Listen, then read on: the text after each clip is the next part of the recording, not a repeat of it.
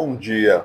Hoje, na pregação de hoje, vamos fazer uma reflexão e vamos lançar a seguinte pergunta a respeito do milagre dos pães, em João 6, pães e peixes, no caso, né? O pão da vida, que é no mesmo capítulo, a ceia do Senhor, a Páscoa e a ressurreição eterna. O que cada coisa, todas essas ligações aqui têm a ver com o mesmo texto e o mesmo sentido a respeito do Evangelho. Então a gente vai refletir a respeito de João 6, o capítulo inteiro, e vamos estruturar aqui de uma forma que seja bem dinâmico, simples e direto. Antes vamos fazer uma oração, agradecer ao Senhor por mais essa oportunidade, que Ele conceda a sua graça de compreendermos essa mensagem. Senhor, peço tuas misericórdias, a tua graça, o Senhor derrame o entendimento e a compreensão que a gente precisa a respeito de Ti, da Tua palavra e compromisso contigo. Te agradeço, em Teu nome, Jesus. Amém. Então vamos lá. Vamos iniciar a primeira etapa de João 6, de 1 ao 21, primeira parte sobre o milagre dos pães. Como é que aconteceu e o que isso vai fazer a ligação toda dessa pregação. João 6, a multiplicação dos pães. Depois disso, passou Jesus para outra margem do mar da Galileia, ou de Tiberíades. Uma multidão o seguia, porque tinha visto os sinais que ele realizava nos doentes. Subiu então Jesus à montanha e aí se sentou com os discípulos. Estava próximo à Páscoa, a festa dos judeus. Primeiro ponto aí, a Páscoa. Grave bem essa palavra, a Páscoa. Levando Jesus os olhos e vendo a grande multidão que ele acorria, disse a Filipe: onde arranjaremos pão para eles comerem? Ele deixava assim para pô-lo à prova, porque sabia o que faria. Respondeu-lhe Filipe: 200 dinários não seriam capazes o suficiente para comprar pelo menos um pedaço de pão para cada um. Um dos seus discípulos, André, o irmão de Simão Pedro, lhe disse: há aqui um menino que tem 5 pães de cevada e 2 peixinhos. Mas o que é isso para tantas pessoas? Outra parte da mensagem que vocês vão compreender. O que esse menino fez que vai se enquadrar com a pregação toda. Tomou então Jesus os pães e, depois de dar graças, distribuiu aos presentes, assim como os peixinhos, tanto quanto queriam. Quando se saciaram, disse Jesus aos discípulos: recolheu os pedaços que sobraram, para que nada se perca. Então eles o recolheram e encheram 12 cestos com pedaços dos 5 pães de cevada, deixando de sobra pelos que se alimentaram. Vendo o sinal que ele fizera, aqueles homens exclamavam: esse é verdadeiramente o profeta que deve vir ao mundo. Jesus, porém, sabendo que viriam buscá-lo para fazer o rei, refugiou-se de novo sozinho na montanha. Vamos dar uma pausa aqui. A outra parte aqui miraculosa que Jesus vai realizar, vamos deixar um pouquinho para depois. Primeira parte aqui a gente vai falar a respeito disso. No milagre de multiplicação dos pães que Cristo realizou, ele sabia o que ele faria e ele precisou da iniciativa de uma pessoa, no sentido da piedade de compartilhar o pouco que tinha, e Jesus Cristo multiplicou aquele pouco. Isso faz uma referência à Santa Ceia, o que ela significa de fato. O pouco do todo de uma igreja faz com que todos venham se alimentar da maneira mais sã e santa possível. Esse sentimento da piedade faz com que você compreenda o verdadeiro sentido da Santa Ceia. O milagre da multiplicação dos pães, Jesus aqui ministrou uma palavra, que as pessoas seguiam ele a respeito dos milagres que ele fazia. Ele já tinha ministrado outras palavras, como a gente pode citar o exemplo do Sermão do Monte, nesse processo da pregação dele do Evangelho. E essas pessoas percorriam, viam sinais, seguia ele a todo lugar onde ele ia. E aquelas pessoas tiveram uma necessidade física, no caso, o pão. E a partir do momento que aquele menino, o que ele possuía, decidiu compartilhar, e Jesus realiza aquele milagre, dando graças aos céus e repartindo ao ponto de sobrar, faz com que o pouco que você disponibiliza para Deus na sua vida se transforme em muito. É assim como a mesa do Senhor, eu vou explicar na parte final, a compreensão final, a conclusão a respeito do que é ser do Senhor. E por que João 6 fala sobre o milagre da multiplicação dos pães, fala de Jesus andando por cima do mar, que os discípulos ficaram com medo, acharam que era um fantasma. É uma história até um pouco engraçada. A pregação de Jesus na sinagoga de Cafarnaum, que ele vai dizer a respeito do pão da vida, e a conclusão que Pedro vai dizer a respeito da eternidade. E porque Páscoa, pães, comunhão, sacrifício de Jesus e a mesa do Senhor tem a ver com tudo isso. Que tudo aqui tem a ver com a obra salvífica que Jesus vai realizar. Vamos para outra parte, a parte que Jesus opera mais um sinal, e esse para os seus discípulos.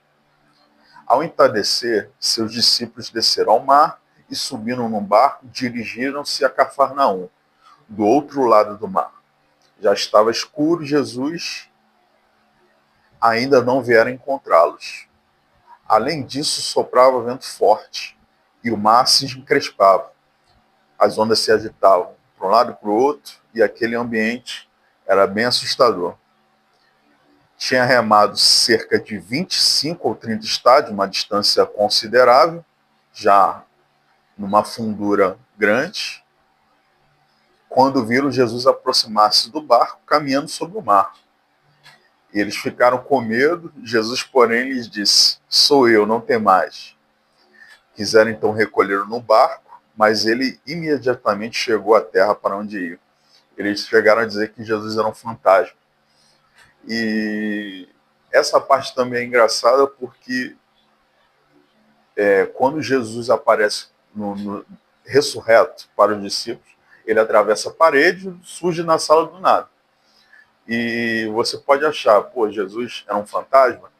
E aí, emendando um texto que não está nesse capítulo aqui, mas a história vai transcorrer a ponto de você saber dessa informação, é que Tomé não estava junto com ele, e Tomé disse para os 10 que estavam ali, e todo aquele pessoal que estava ali: se eu não tocar, se eu não só vejo, só creio se eu ver, se eu tocar nas chagas dele. Isso para a gente resolve tantos problemas de doutrinários, a dúvida de Tomé, a falta de fé de Tomé. O problema de Tomé resolve respostas para nós aqui no tempo presente, das heresias diversas que a gente trata no meio do Evangelho, e vai dizer realmente que Jesus ressuscitou. Quando Tomé toca no corpo de Jesus glorificado, no sentido que ele era materializado, tinha matéria. Isso vai combater uma heresia chamada gnosticismo, que acreditava que Jesus não tinha morrido fisicamente e que ele não tinha encarnado, no sentido. Jesus era como se fosse um espírito. Essa heresia acredita que a matéria, o corpo físico, é mau e o espírito seria bom. Então seria contraditório para eles, para que esses hereges acreditavam a respeito de Jesus ter vindo em carne, como um ser humano no corpo. Foi bom falar a respeito disso para vocês compreenderem a respeito de tudo isso, que tudo isso vai desembocar no sacrifício de Jesus, a Santa Ceia, a comunhão da igreja e o compromisso com Cristo. Então eu vou começar agora a falar a respeito do discurso de Jesus na sinagoga de Cafarnaum, que ele vai falar a respeito do pão da vida. No dia seguinte, a multidão que permaneceram no outro lado do mar percebeu que aí havia um único barco e que Jesus não entrara nele com seus discípulos. Os discípulos haviam partido sozinhos. Outros barcos chegaram de Tiberíades, perto do lugar onde havia comido pão. Quando a multidão viu que Jesus não estava ali, nem seus discípulos, subiu os barcos e veio para Cafarnaum, à procura de Jesus. Encontrando do outro lado do mar, disseram-lhe: Rabi, quando chegastes aqui? Respondeu-lhe Jesus: em verdade vos digo, vocês vieram a mim não porque vocês vistem os sinais, mas porque comeste pão e vos saciais. Jesus ele já faz uma depuração logo aqui daqueles que o seguem. Porque aquelas pessoas que o procuravam ali estavam procurando por uma questão que ele poderia providenciar, não pela sua pessoa, não por um compromisso com ele, não por uma vida por meio do Filho de Deus. E é o que se mais vê por aí. As pessoas procurando Jesus para resolver um problema, ou é Jesus para suprir necessidade, ou é Jesus para enriquecer, e Jesus quer um compromisso da pessoa. Que Jesus ele veio a essa terra para providenciar uma solução para o pecado, para a morte, e levar uma humanidade redimida para a vida eterna. Não para coisas somente fisiológicas nessa vida, ou materialistas, no caso. Então vamos discorrer mais o texto. Trabalhar não pelo alimento que se perde, mas pelo alimento que permanece até a vida eterna. Alimento que o Filho do Homem vos dará, pois Deus, o Pai, o marcou com seu selo. Disseram-lhe então: que faremos para trabalhar nas obras de Deus? Respondeu-lhe Jesus: a obra de Deus é que creais naquele que ele enviou. Então lhe perguntaram: que sinal realizas para que vejamos e creamos em ti? Que obra fazes? Nossos pais comeram maná no deserto, como está escrito. Deus lhe deu o pão do céu a comer. Respondeu-lhe Jesus: em verdade vos digo, não foi Moisés que vos deu o pão do céu, mas é meu Pai que vos dará o verdadeiro pão do céu. Porque o pão de Deus é aquele que desce do céu e dá vida ao mundo. Mais uma pausa aqui para explicar esse contexto. Os judeus, depois que Deus fez uma promessa a Abraão, e eles passaram um período no Egito, é bom recapitular, nem todos conhecem a história da Bíblia, assim, no sentido das promessas que Deus fez a Abraão. Deus fez uma promessa a Abraão que ele teria uma descendência multiplicada, grande, e no processo que Deus decidiu encaminhar a história, eles foram escravos no Egito durante 400 anos. E Deus, no Egito, levanta um homem chamado Moisés, que retira esse povo do Egito e tem como objetivo levar a terra prometida onde qual Deus tinha prometido a Abraão, que daria aquela terra e para a descendência dele aquele lugar.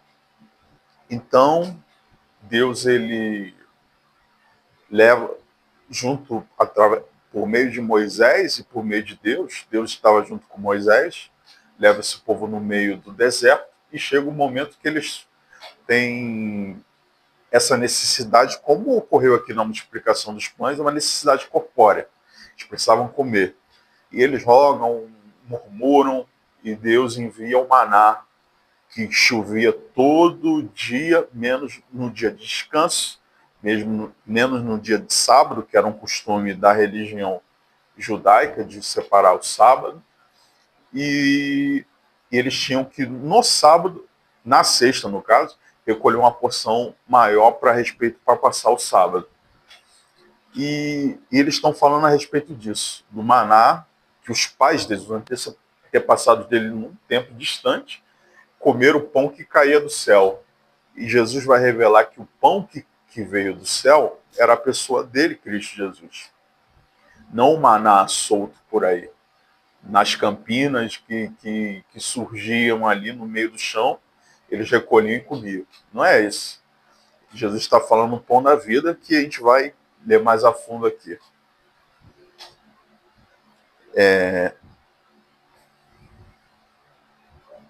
Disseram, Senhor, dá-nos sempre deste pão. Eles quiseram aquele pão que Jesus estava...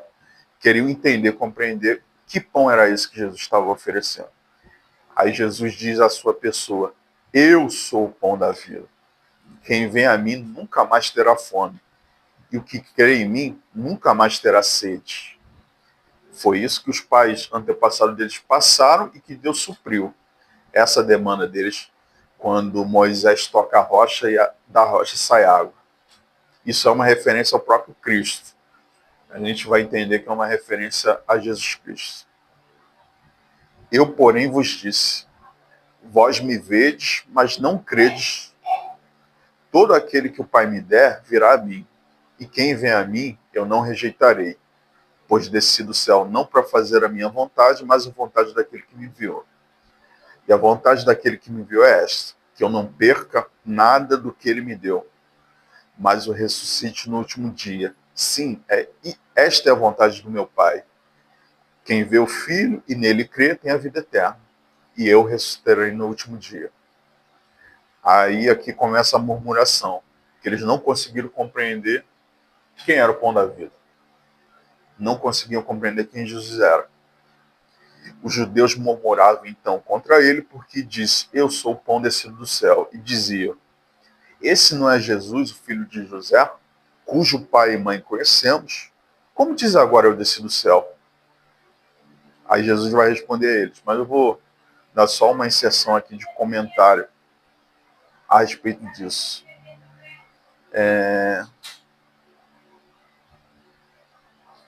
Eles pregaram a prerrogativa, no caso, que Jesus era humano, como todos eles, por ter nascido de José, Maria, etc. A mãe dele que eles conheciam, que eram pessoas simples, humildes, só que eliminava a questão que Jesus veio da própria providência divina, no caso, gerado pelo Espírito Santo. Eles não tinham esse entendimento. E nós aqui, graças a Deus, a gente teve essa revelação. Quando Deus decide revelar aos pequenos do mundo quem era seu filho, quem é seu filho, na verdade, e quem ele é de fato. E a gente vai concluir. Os judeus murmuravam, então, contra ele, porque disseram, essa parte eu já li, não murmureis entre vós, ninguém pode vir a mim se o Pai que me enviou não atrair, e eu ressuscitarei no último dia. Está escrito nos profetas, e todos serão ensinados por Deus. E esse ensino que vem por meio do Espírito. Quem escuta o ensinamento do Pai e dele aprende, vem a mim. Não que alguém tenha visto o Pai, só aquele que vem de junto de Deus viu o Pai. Em verdade vos digo, aquele que crê e tem a vida eterna, aquele que crê tem a vida eterna. Eu sou o pão da vida. Vossos pais no deserto comeram maná e morreram. Este é o pão que desceu do céu, para que não pereça quem dele comer. Eu sou o pão da vida, eu sou o pão vivo descido do céu. Quem comer deste pão, se referindo à pessoa dele, Jesus, viverá para sempre. O pão que eu darei é a minha carne, é o meu sacrifício para a vida do mundo. Os judeus discutiam entre si, dizendo, como esse homem pode dar-nos a carne a comer? Então Jesus lhe respondeu: em verdade vos digo, se não comerdes a carne do Filho do Homem, não beberdes seu sangue, não tereis a vida em vós. Quem come minha carne e bebe meu sangue tem a vida eterna, e eu ressuscitarei no último dia. Pois minha carne é a verdadeira comida e meu sangue é a verdadeira bebida. Quem come minha carne e bebe meu sangue permanece em mim e eu nele. Assim como o Pai que vive me enviou e vivo pelo Pai. Também aquele de mim se alimenta, viverá por mim. Este é o pão que desceu do céu. Ele não é como seus pais comeram e pereceram. Quem come este pão viverá eternamente. E vou dar uma pausa aqui, breve explicação a respeito. O judeu ele não se alimentava de sangue, não poderia comer. Tem a prescrição no Antigo Testamento de o sangue simbolizava a vida. Agora me diz, quão escandalizante isso era para o judeu, que Jesus está oferecendo a carne e o sangue dele. É uma espécie de canibalismo isso? Não. É a respeito do seu sacrifício vicário que resultaria em perdão de pecados a eles. Então Jesus está falando a respeito disso, de a salvação viria por meio do seu sacrifício, que um simbolismo que a gente tem aqui no dia de hoje é a Santa Ceia. Toda vez que a gente realiza a Santa Ceia, a gente está relembrando o sacrifício vicário de Jesus, sua morte e ressurreição. E é uma lembrança que Jesus deixa toda a igreja dele realizar tudo isso.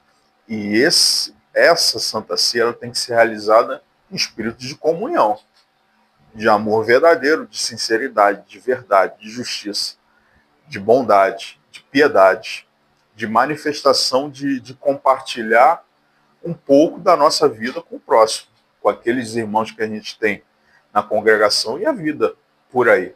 Quantas pessoas tem no mundo que precisa do entendimento do que é salvação e a respeito de comunhão, vida.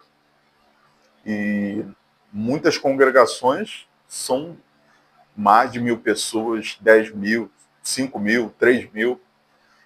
Aquelas pessoas ali todas se conhecem. E tem pequenas congregações onde tem 10 pessoas, 20 pessoas, 30 pessoas, que muitas delas se conhecem. E, trazendo uma verdade aqui, há problema em toda a relação humana, vai ter problema em todo tipo de relação que você viver.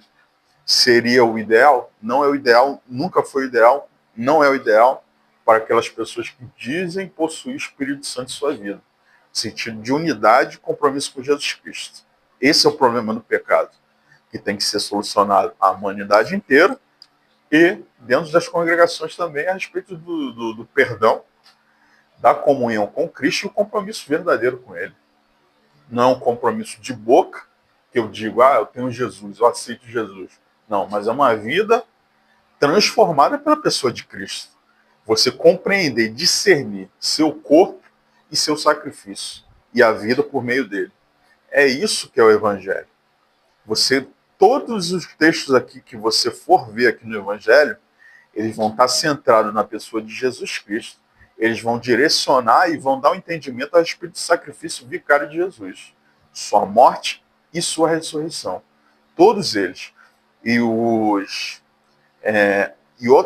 as cartas de Paulo, de Pedro, de João, de Tiago, de Judas. Judas é o outro, né, o que foi o traidor. Todos eles vão direcionar o ensino a respeito da pessoa de Jesus Cristo.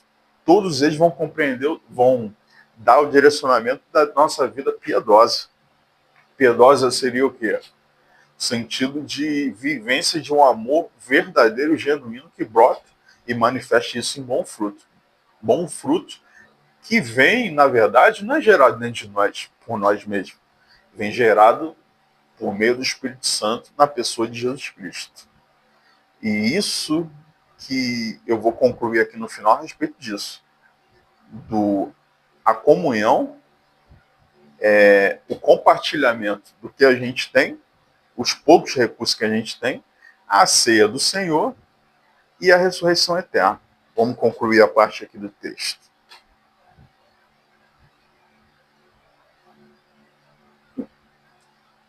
Assim falou ele, ensinando na sinagoga em Cafarnaum. Muitos de seus discípulos, ouvindo, disseram: essa palavra é dura. Quem pode escutá-la? Compreendendo que seus discípulos murmuravam por causa disso, Jesus lhe disse: isso vos escandaliza? E quando vis o Filho do Homem subir, onde estava antes? O Espírito é que vivifica, a carne para nada serve. A palavra que vos disse são espírito e vida. Alguns de vós, porém, não creem. Jesus sabia com efeito, desde o princípio, quais os que não criam e quem era aquele que lhe entregaria, ou seja, Judas Iscariotes. E dizia: por isso vos afirmei, que ninguém pode vir a mim se isso não lhe for concedido pelo Pai. A partir daí, muitos de seus discípulos voltaram atrás e não andavam mais com ele. Jesus, ele mostra uma coisa, que ele não está à procura de um grupo gigante de pessoas. Ele quer pessoas que tenham um compromisso com a pessoa dele e um compromisso verdadeiro com Deus. Esquece número. Quantidade não diz nada a respeito de fé cristã, de evangelho e de vida com Deus. Então, o que Jesus está procurando aqui? A qualidade. Então, Jesus, aquelas pessoas que estavam e viram a multiplicação dos pães, comeram, se saciaram, tiveram suas necessidades físicas saciadas, foram atrás de Jesus, uma multidão de pessoas foram atrás de Jesus, seguiram Jesus para ter o quê? Aquele benefício mundano, carnal, terreno. E Jesus está querendo passar a eles a questão da eternidade. O que é compromisso, o que é comunhão eterna na mesa de Isaac, Abraão e Jacó, daqueles que, os heróis da fé, que permaneceram na fé e a qual Deus chama de amigo. Ou seja, que tem amizade verdadeiramente com Deus, que tem intimidade com Deus. Então, aquelas pessoas deixaram de seguir Jesus e agora a gente vai ver a confissão de Pedro e o que Pedro tinha no coração a respeito dele e o que já estava sendo iluminado por Deus a respeito da eternidade. Que ele não compreendia profundamente, o que ele era trôpego ainda, falhava, quando Jesus anda sobre as águas e ele pede para andar, ele teve pouca fé e afundou. O mesmo Pedro negou Jesus 3 vezes, e esse mesmo Pedro, Deus revela quem Jesus é, e esse mesmo Pedro, Jesus dá a ele a missão de ser como se fosse uma liderança assim, para a igreja. Então ele vai concluir aqui. Então disse Jesus aos 12: não querei também vós partir? Simão Pedro, como líder dos 12, tomou a palavra e disse: Senhor, a quem iremos? Só tu tens palavras de vida eterna. E Jesus conclui: não escolhi eu os 12? No entanto, um de vós é o diabo. Estava falando a respeito de Judas, filho de Simão Iscariotes. Este uns 12, o que haveria de entregar. E o cenáculo da Santa Ceia é exatamente isso. Judas está ali dentro para participar da Santa Ceia e, numa atitude precipitada dele, ele já toma e Jesus diz: um de vocês irá me trair. Um de vocês irá me trair. E esse era Judas. Saiu e foi vender Jesus por 30 moedas de prata. Então, muitas pessoas vão estar dentro da mesa do Senhor, dentro da comunhão com Deus, não vão ter compromisso com Deus, vão estar atrás de dinheiro como Judas Iscariotes, não vão estar atrás de vida eterna, não irão estar atrás de compromisso com Cristo, estarão vivendo uma vida como se fosse uma religião meramente comum, como muitas estão aí, cada um sente sua emoção, seu extravasar, seu modo de cultuar sua divindade, mas sem ter compromisso nenhum com Deus de fato. E esse Deus que Jesus Cristo revela a gente. Então, muitas pessoas estão dentro das igrejas, estão cultuando ali, por um aspecto cultural, mas sem compromisso nenhum com Cristo. Porque a comunhão com Cristo, ela não acontece só na Santa Ceia. Ela acontece em tempo integral. Toda a tua vida vai dizer a respeito a quem você está cultuando e adorando. Se você está adorando a Deus Espírito em verdade, a sua vida vai ser compromissada com a pessoa de Jesus o tempo todo, em tudo que você fizer. Trabalho, família, estudo, comunhão com os irmãos, tudo. Tudo vai ser para a pessoa e a glória de Jesus Cristo, que te redimiu e te salvou. Se você tem esse compromisso com Jesus, amém. Sua vida está dentro da integralidade do Evangelho, ou seja, você vive ela no tempo integral, ou seja, em todo o tempo.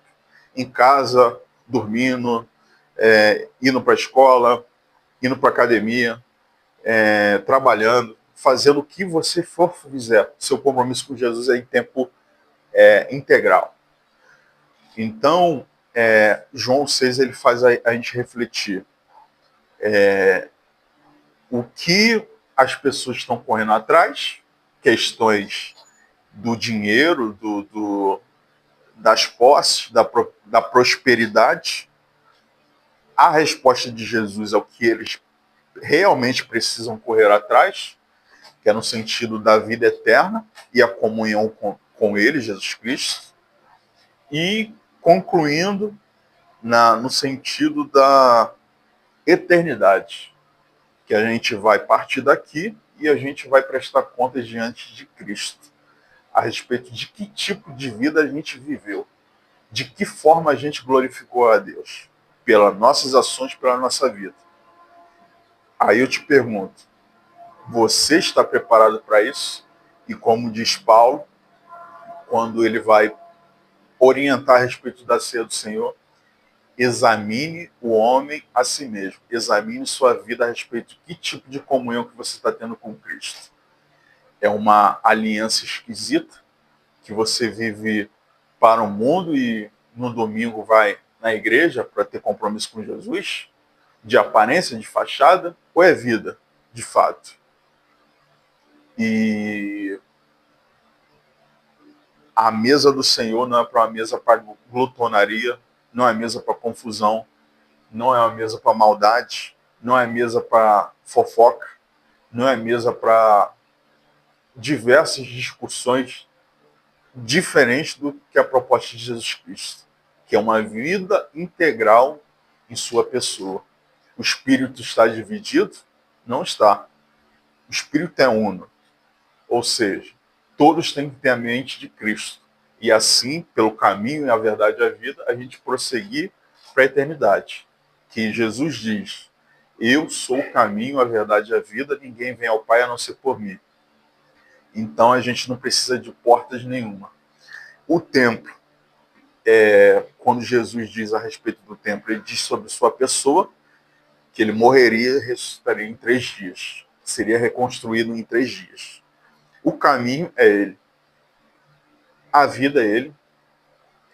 O Senhor é ele. O pastor é ele. Então, tudo para ele, com ele, para a glória dele, do Senhor, Pai de Jesus Cristo.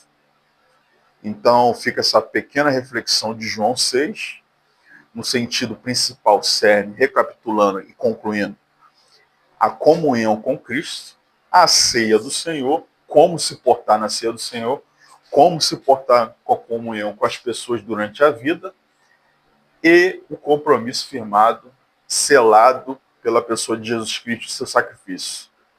Você tem vivido uma vida digna em Cristo Jesus ou tua vida está escandalizada ainda? Mas se está escandalizada, você pode consertar e ter a sua vida transformada, ter um compromisso profundo com Jesus no dia de hoje, seja quem você for. Eu não gosto de fazer apelo a ninguém. Acredito que a própria mensagem pode transformar a vida da pessoa. Então é isso, fica essa conclusão, essa reflexão, e que o Senhor conceda graça pureza, vida, compromisso na vida de cada um de vocês. Que Jesus derrame sua graça e você seja atraído a essa comunhão com Ele, uma vida por meio dele, para Ele, para a glória dele. Fica a minha reflexão, minha pequena reflexão, a primeira de muitas por aí, se Deus quiser. E Ele conceder a sua graça e sua bênção. Que a gente agradece aí no nome de Jesus Cristo. Amém. Ficamos até a próxima.